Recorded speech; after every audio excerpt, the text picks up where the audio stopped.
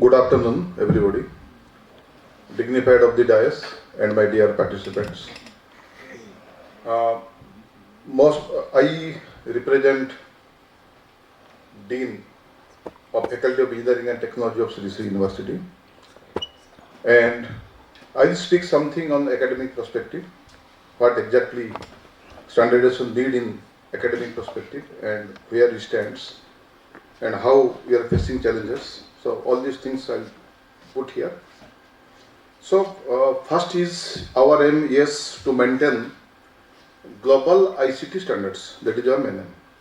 So academic perspectives, definitely it is a common thing everybody we know. So integration of advanced digital tools, integration of platforms and integration of technology. It is the initial thing in education system. Somehow, because those are well funded by government and maybe well developed universities, organizations, they are doing that. But if you see in common, across the universities, across the institutions of India, it is not happening. And why it is not happening, we'll discuss later on. But that is a major thing, but it is needed.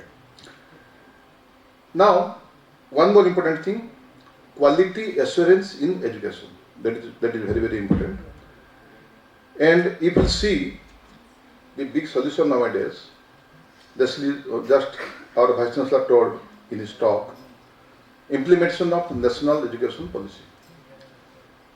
And if he understood the national education policy properly, so here it solves the standardization process also everywhere.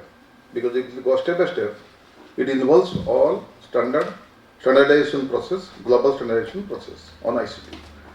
But there, I want to add, you see, technology is moving very fast because we are in IIT, in a higher educational institution. And if you see technology only, because you know, today 90% jobs are in technology only in IT, you will see. And it is updating every hour, every 1 month, every 2 months, every 3 months. So what happens, normally when we frame a curriculum, a syllabus, we have it for sometimes 2 year, 3 year, 4 year like that. But now, since technology updated every hour, every month, so these syllabus need to change in every 6 months. So every 6 months there may be board of studies, particularly I am speaking of the technology, IT. So it should be in every 6 months board of studies and syllabus need to be changed. But there is another challenge. What is the challenge? We'll change the syllabus. We'll put the new technology. Who will teach? Because the teachers who are there in the system, they are not accustomed with the updated technology. So who will teach that? So for that, necessary, again come here standardization process. So necessary inputs we should have. Where we'll have? We'll have from industry, we'll from global universities. So how to bridge the gap? Because there is a big gap between the academia and industry. Because industry always updated every day. But how to have those technology, that advanced technology in our curriculum and how our teachers will be trained. That's a challenge and it need to be addressed immediately by the government. And there I'm one case study I am telling you. Particularly in our apex body art of living, we have 1500 free schools, fully free schools in entire India. Now, due to lack of this, as you know, nowadays NEP is implemented from standard 6 with technology. We all understand that. But even though we have 1500 free schools in India, and we have signed a MOU with Intel to impart AI appetizer, AI for all, AI for youth. As you know, AI and AI is everything. So we have to impart that. But you know what is the challenge?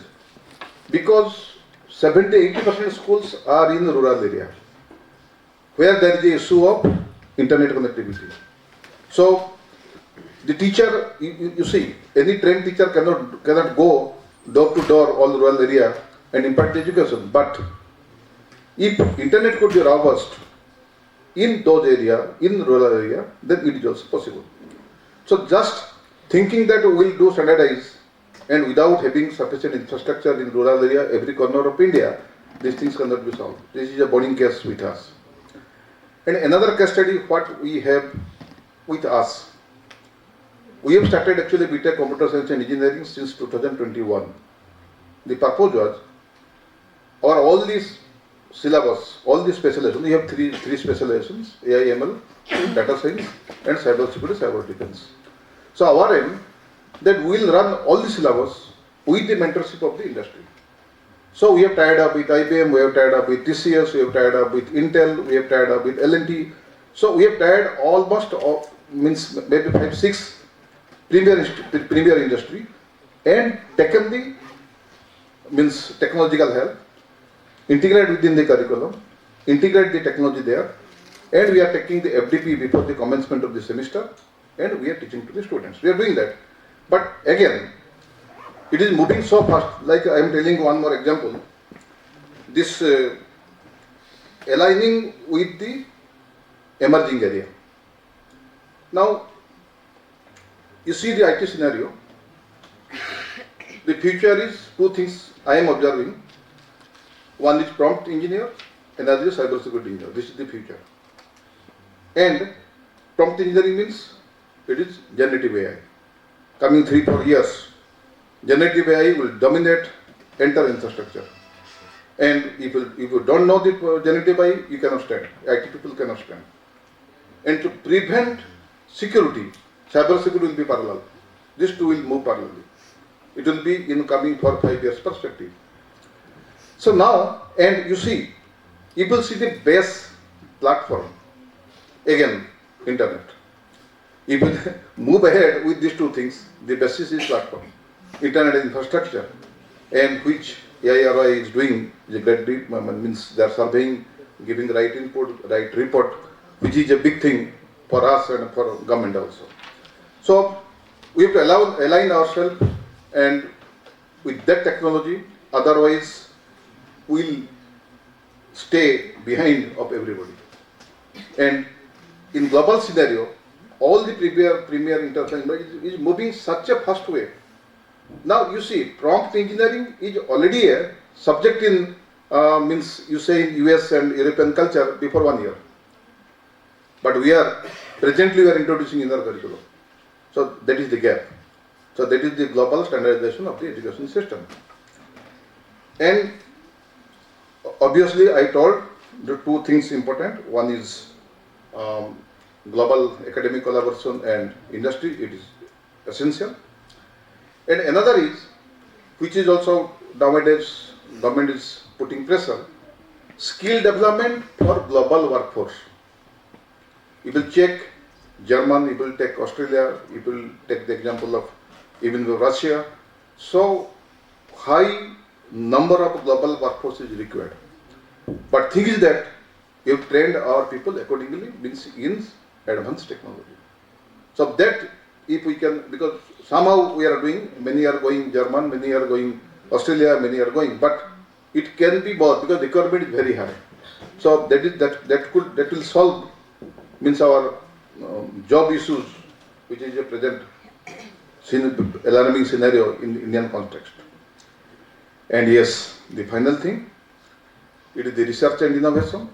Without that, nothing will move, because all things you can say, advancement of cyber security or advancement of generative AI all came through research and innovation, and that is the ultimate thing. And to strengthen research and innovation, again, global ICT standards, collaboration is required. Otherwise, we cannot move ahead with the good amount of research or innovation.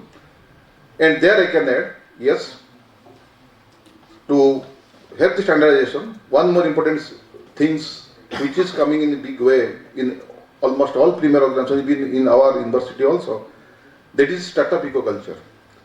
And tech sector, actually if you see the tech sector, we are not so improved till today. It is happening. Some prototypes are coming, it is growing, but not in that scale if you see the global scenario. So that standardization is also required in tune of startup eco-culture. And finally, yes, internet, because we stand on internet, and I told one is prompt engineering and cyber security. So we have to be accustomed with the top standard attack, and we must be ready to defend that. Thank you.